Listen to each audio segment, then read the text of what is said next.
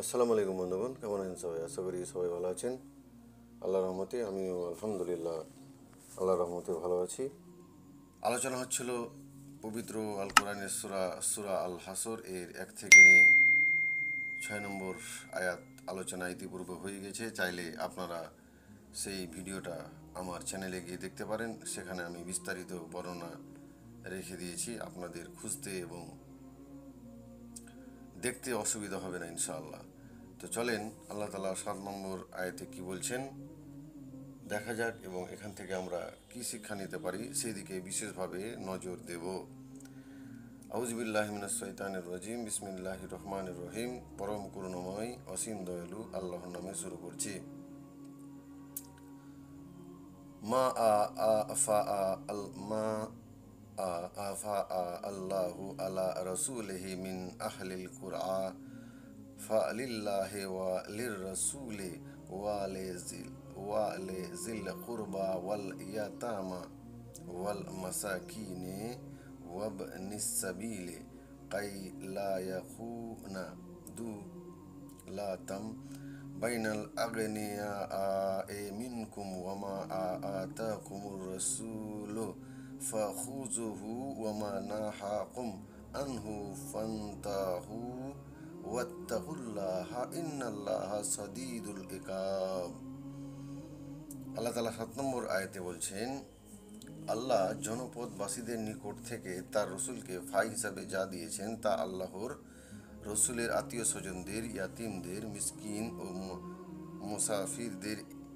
এটি এজন্য যে যাতে ধন সম্পদ তোমাদের মধ্যেকার বিত্তশালীদের মাঝে কেবল আবর্তিত না থাকে। রসুল তোমাদের যা দেয় তা গ্রহণ করো, আর যা থেকে সে তোমাদের নিষেধ করে তা থেকে বিরত হও, এবং আল্লাহকেই ভয় করো। নিশ্চয় আল্লাহ শাস্তি প্রদানে কঠোর। এখানে সম্পদের কথা বলছেন আল্লাহ তাআলা, যে মালেফায় যেটা ইতিপূর্বে আমরা ভিডিও বা আয়াতগুলোতে দেখলাম 5 থেকে 6 নম্বর আয়াতে, যে মালেফাই কাকে বলে। যে যে মালেফাই হলো সেইজরা, যেটা বিনা যুদ্ধে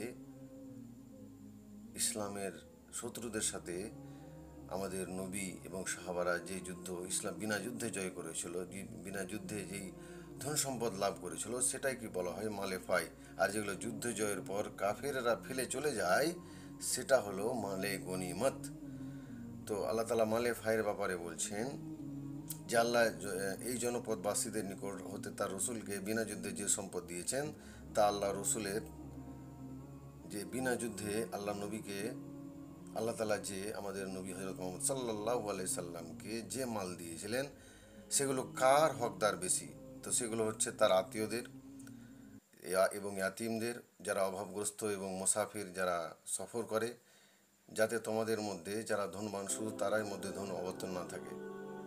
তো এই মালে গনিমত আল্লাহ তাআলা কেন সবাই এই মুফাসসির মুসাফির, যারা অভাবগ্রস্ত, যেমন ফকির, মিসকিন, ইয়াতিম, এবং যারা আত্মীয় স্বজন যারা অভাবী আছে, আল্লাহ তাআলা নবীকে কেন এগুলো দিতে বলেছেন? যাতে করে সবাই ধন সম্পদের সমতা হয়। এখন দেখেন না, কেউ একবারে অট্টালিকা বানিয়ে চলে যাচ্ছে, 10 তলা, 15 তলা, 50 তলা, আর কেউ দেখেন একটা ঝোপড়ি টিনের শেডে, টিনের ঘরে পরে বসে আছে। তো এই যে অসমতা আমরা আমাদের সমাজে দেখতে পাচ্ছি, এটা যদি আমরা আল্লাহর দেখানো পথ, আল্লাহর দেখানো এই যে ধন সম্পদ জাকাত যদি আমরা বের করি, অবশ্যই এই সমতা দূর হয়ে যাবে। আমরা করছি কই? আমাদের সেটাতে তওয়াক্কা নাই। আমরা এই আল্লাহ তাআলার হুকুম আমরা মানছি না। আর আল্লাহ তাআলার নবী সব যেটা আল্লাহ তাআলা নির্দেশ করতেন সেই অনুযায়ী আল্লাহ তাআলার হুকুম, আল্লাহ আমাদের নবী, প্রিয় নবী হযরত মুহাম্মদ সাল্লাল্লাহু আলাইহি সাল্লাম সেটা অক্ষরে অক্ষরে পালন করতেন। তো এইভাবে তিনি ধন সম্পদ কী করতেন, ফকির,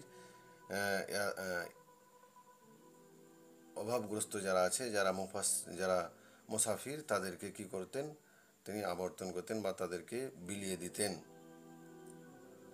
আর রসুল তোমাদেরকে যা দেন তা তোমরা গ্রহণ করো, এবং যা হতে তোমাদেরকে নিষেধ করেন, আর যা আমাদের নবী আমাদের শিখিয়ে গেছেন, বা যেভাবে আমাদের ধন সম্পদ আমাদের জাকাত বের করতে বলেছেন, সেভাবে এখানে করতে বলছেন। এটা নয় যে আমরা শুধু এইগুলো পড়ে নিলাম বা এগুলো জেনে নিলাম, তা নয়, আমাদের সেই অনুযায়ী করতে হবে। এখানে সেটাই আল্লাহ তাআলা বলছেন যে তোমাদের যা দেন তা তোমরা গ্রহণ করো। যেহেতু তখন সেই তৎকালীন সময়ে আমাদের নবী যে মালে গনিমত বা মালে ফাই যেগুলো অর্জন করেছিলেন সেগুলো সেই অনুযায়ী বিলিয়ে দিয়েছিলেন।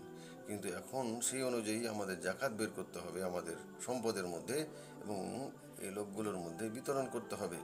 আর যেগুলো থেকে আল্লাহ তাআলা নবী আমাদের নিষেধ করেছেন সেগুলো থেকে আমাদের দূরে থাকতে হবে, সেগুলো আমাদের করতে হবে না, সেগুলো আমাদের এড়িয়ে চলতে হবে। তো আমরা আল্লাহকে ভয় করব এবং নিশ্চয় আল্লাহ শাস্তি দানে কঠোর। আমরা আল্লাহকে ভয় করব, প্রত্যেকটা জিনিস প্রত্যেকটা কাজ করার সময় আমরা খেয়াল রাখবো একজন আছেন যিনি আমাদের প্রত্যেক সময় লক্ষ্য রাখছেন, এক সেকেন্ডও আমাদের তিনি আড়াল করেন না, সব সময় তিনি আমাদের দেখছেন এবং সব সময় তিনি আমাদের কর্মের হিসাব কিতাব লিখে রাখছেন। ঠিক সময় হলে আল্লাহ তাআলা আমাদের কর্মের ফল আমাদের দেখিয়ে দিবেন, এবং সেই অনুযায়ী যদি আমরা খারাপ কাজ করি তো সেই অনুযায়ী আমাদের শাস্তি দেওয়া হবে। আর আল্লাহ তাআলা শাস্তি দানে বড়ই কঠোর, এখানে সেটাই বলা হচ্ছে। এখানে যদি আমরা সেই অনুযায়ী কাজ না করি তাহলে।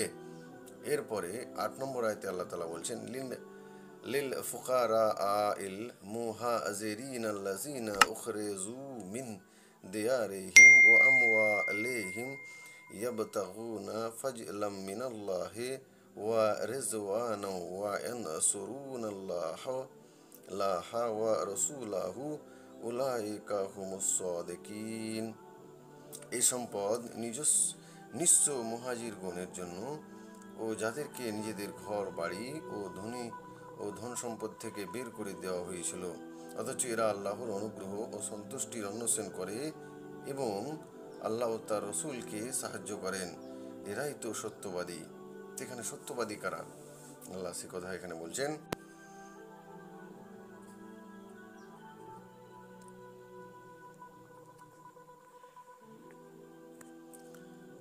যে এখানে সত্যবাদী কারা সে কথাটা আল্লাহ বলছেন যে এই যে সম্পদে যে মালে ফাই আছে, তো এই সম্পদগুলো এখানে এই আয়তে মালে ফাই কোথায় ব্যয় করা হবে তার সঠিক দিক নির্দেশনা করা হয়েছে। অনুরূপ মুহাজির সাহাবীদের ফজিলত, তাদের ঐকান্তিকতা ও তাদের সততার কথাও তুলে ধরা হয়েছে।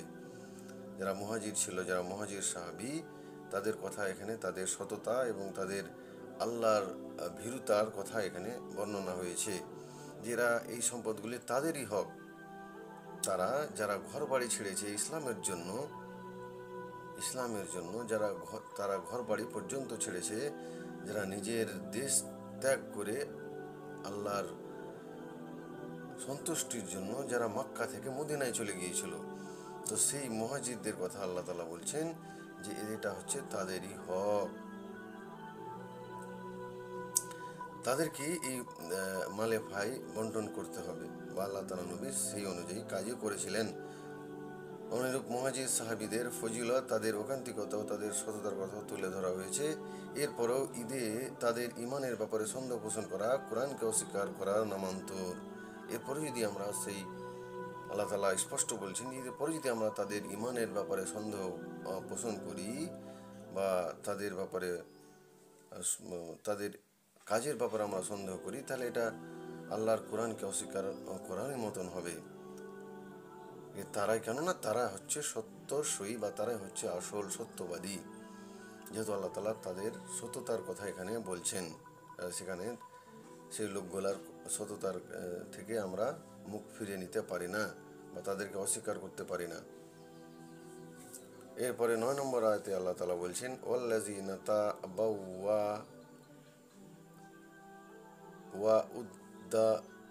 দারা ওয়াল ঈমানা মিন কাবলিহিম ইউহিব্বুনা মান হাজারা ইলাইহিম ওয়ালা ইয়াজিদুনা ফি সুদুরিহিম হাজাতাম মিম্মা আউতু ওয়া ইউসিরুনা আলা আনফুসিহিম ওয়ালাউ কানা বিহিম খাসাসাতুম ওয়া মান ইউকা শাহহা নাফসিহি ফাউলাইকা হুমুল মুফলিহুন। আর মুহাজিরদের আগমনের পূর্বে যারা মদিনাকে নিবাস হিসেবে গ্রহণ করেছিল এবং ঈমান এনেছিল, তাদের জন্য এই সম্পদ অংশ রয়েছে। আর যারা তাদের কাছে হিজরত করে এসেছে তাদেরকে ভালোবাসে, আর মুহাজিরদেরকে যা প্রদান করা হয়েছে তার জন্য এরা তাদের অন্তরে কোনো ঈর্ষা অনুভব করে না, এবং নিজেদের অভাব থাকা সত্ত্বেও নিজেদের ওপর তাদেরকে অগ্রাধিকার দেয়। যাদের মনের কার্পণ্য থেকে রক্ষা করা হয়েছে তারাই সফল কাম। যাদেরকে মনের কার্পণ্য, যে আমরা তাদেরকে কিছু দেব না, এমন যে কৃপণ থাকে,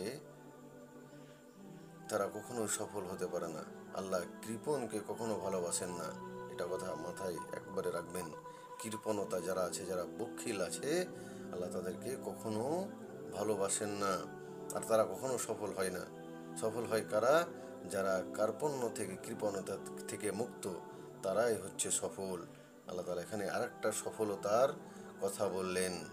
তো যারা খরচ করবে, যারা পরিবারের জন্য খরচ করবে, যারা এতিম মিসকিনের জন্য খরচ করবে, যারা অভাবগ্রস্তদের জন্য খরচ করবে, আল্লাহ তাদেরই কথা এখানে বলছেন, সেই মুহাজিরদের কথা, বা সেই যারা হিজরত করে এসেছে তাদের কথা এখানে বলছেন, সেই মুহাজিরদের কথা। তাফসীরগণ কি বলছেন যে এর থেকে আনসারি সাহাবাদেরকে বোঝানো হয়েছে, যে আনসারি যারা সাহাবা ছিল তাদেরকে বোঝানো হয়েছে, যারা মুহাজির সাহাবাদের মদিনা আসার পূর্বে থেকে মদিনায় বাসিন্দা ছিলেন, এবং মুহাজিরদেরকে হিজরত করে মদিনা আসার পূর্বেই তাদের অন্তরে ঈমান প্রতিষ্ঠা লাভ করেছিল। তবে এই অর্থ এ নয় যে মুহাজির সাহাবাদের ঈমান আনার পূর্বেই আনসারি সাহাবাগণ ঈমান এনেছিল, কেননা তাদের অধিকাংশই মুহাজির সাহাবাদের ঈমান আনার পর ঈমান এনেছিল। মদিনাকে তাহলে দারা আর বলতে দারুল হেজারাত, অর্থাৎ মদিনাকে বোঝানো হয়েছে। অর্থাৎ মুহাজির সাহাবাদেরকে আল্লাহর রসুল সাল্লাল্লাহু আলাইহি সাল্লাম যা কিছু দিতেন তাতে তারা না হিংসা করতেন, আর না মনে কোনো প্রকার সংকীর্ণতা অনুভব করতেন। যেমন মালে ফাই পাওয়ার প্রথম অধিকারী তাদেরকেই গণ্য করা হয়েছে, এতে আনসারি সাহাবীগণ কিছুই মনে করেনি, আনসারীরা কিছুই মনে করেনি। অর্থাৎ নিজেদের তুলনায় মুহাজিরদের প্রয়োজনকে অগ্রাধিকার দিতেন, নিজেরা ক্ষুধার্ত থাকতেন কিন্তু মুহাজিরদেরকে খাওয়াতেন। এই হচ্ছে ঈমানের অংশ, যে মুহাজির সাহাবীরা নিজে ক্ষুধার্ত থাকতেন কিন্তু অন্যদেরকে খাওয়াতেন, নিজে ভুকা পেটে শুয়ে যেতেন কিন্তু আনসারীদের খাওয়াতেন, বা তাদের হক যে তাদের অগ্রাধিকার দেওয়া হতো সেই বিষয়ে তারা কোনো করতো না, কোনো প্রতিবাদ করতো না। যেমন হাদিসে একটা ঘটনা বর্ণিত হয়েছে, একদা নবী সাল্লাল্লাহু আলাইহি সাল্লাম এর নিকট একজন মেহমান এলো, কিন্তু রসুল সাল্লাল্লাহু আলাইহি সাল্লামের ঘরে কিছুই ছিল না। সুতরাং একজন আনসারী সাহাবী তাকে নিজের বাড়িতে নিয়ে গেলেন। ঘরে গিয়ে স্ত্রীকে জানলে সেই স্ত্রী বলেন, ঘরে তো কেবল ছেলেদের খাওয়ার মতো সামান্য কিছু আছে। পরে উভয়ে পরামর্শ করলেন যে ছেলেদেরকে আজ ভালিয়ে ক্ষুধার্ত রেখে ঘুম পাড়িয়ে দাও, এবং আমরা নিজেরাও কিছু না খেয়ে ঘুমিয়ে যাব। তবে মেহমানকে খাওয়ানোর সময় ঝল করে বাতিটা নিভিয়ে দেবে, যাতে সে আমাদের ব্যাপারে জানতে না পারে যে আমরা তার সাথে খাবার খাচ্ছি না।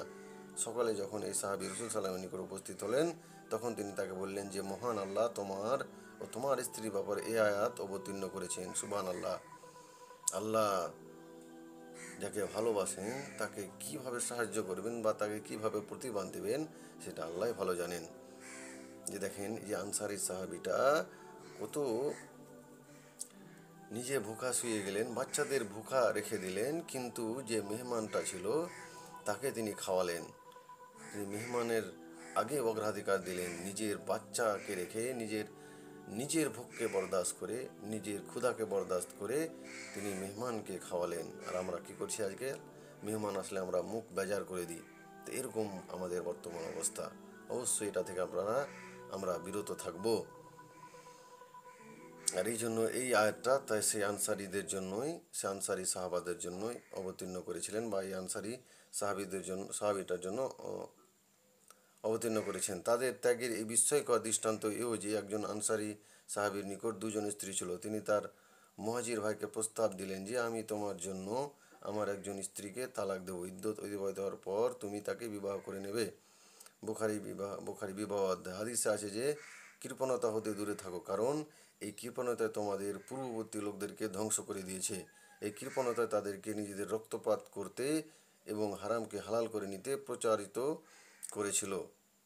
এই কৃপণতা মানুষকে কি করে? হারামকে তারা বেছে নেয়, হারামের পথে চলে যায় কৃপণতা। আপনি মাল খরচ করবেন না, আপনি ধন সম্পদকে আপনি জমিয়ে রাখবেন, আপনার মধ্যে এমন এক জিনিস কাজ করবে যে হ্যাঁ আরও আমি কিসে থেকে পাবো।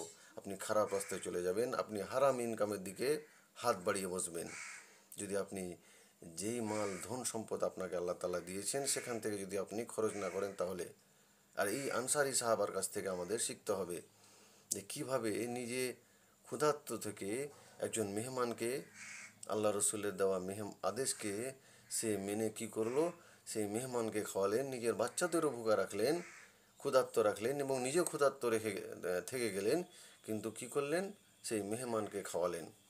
তো এরকম আমাদের ইমানের জজবা হতে হবে। আরে যতটুকু আমরা পারবো ততটুকু তো করব, যেভাবে আল্লাহ তাআলা নির্দেশ করেছেন। আমরা চেষ্টা তো করব, আমরা সেই চেষ্টাও করি না। এরকম আমাদের অবস্থা বর্তমানে। তো আমরা কীভাবে ভাববো যে আল্লাহ আমাদের সাহায্য করবেন? আল্লাহ আমাদের এই যুগের ফেরাউন দিয়ে কীভাবে আমাদের সাহায্য করবেন না? আমরা কীভাবে ভাবছি? আমাদের আশেপাশে মায়ানমারে দেখেন, এখন ফিলিস্তিনে হচ্ছে, দেখেন কীভাবে মুসলমানকে কচু কাটা করে মারা হচ্ছে, আর আমরা ভাবছি আমরা তাদের সাহায্য করব। এই ঈমান নিয়ে আমরা তাদের সাহায্য করব? আমরা নিজের কৃপণতা থেকে মুক্ত হতে পারি না। আমরা একটা ফকিরকে 10 টাকা দিতে 20 টাকা দিতে পারি না, 100 টাকা দিতে পারি না, তাদেরকে খাওয়াতে পারি না। গরিব মিসকিনদের আমরা পাশ এড়িয়ে চলে যাই, আর আমরা ভাবছি আমাদের আল্লাহ সাহায্য করবেন, আমাদের মুসলমানকে আল্লাহ রক্ষা করবেন। কোন ঈমান নিয়ে আমরা বলছি? এইরকম ঈমান আমাদের প্রয়োজন। একজন আনসারী সাহাবা এই আয়াতে দেখতে পেলেন যে এই আয়াতটা তার জন্য আল্লাহ তাআলা অবতীর্ণ করেছেন। তো এরকম ঈমান, এরকম কৃপণতা থেকে আমাদের মুক্ত হতে হবে। আল্লাহ আমাদের বোঝার এবং আমল করার তৌফিক দিক। ভিডিওটা আর বেশি বাড়াচ্ছে না। ভিডিওটা ভালো লাগলে অবশ্যই বন্ধুদের সাথে শেয়ার করবেন। ফেসবুকে দেখে থাকলে চ্যানেলটাকে ফলো করে নেবেন, ইউটিউবে দেখে থাকলে চ্যানেলটাকে সাবস্ক্রাইব করে ঘন্টাটা দেবে রাখবেন, এরকম আরও কোরআনের আলোচনা সবার আগে পাওয়ার জন্য। আসসালামু আলাইকুম ওয়া রাহমাতুল্লাহি ওয়া বারাকাতুহু। ভালো থাকেন সবাই, সুস্থ থাকেন সবাই।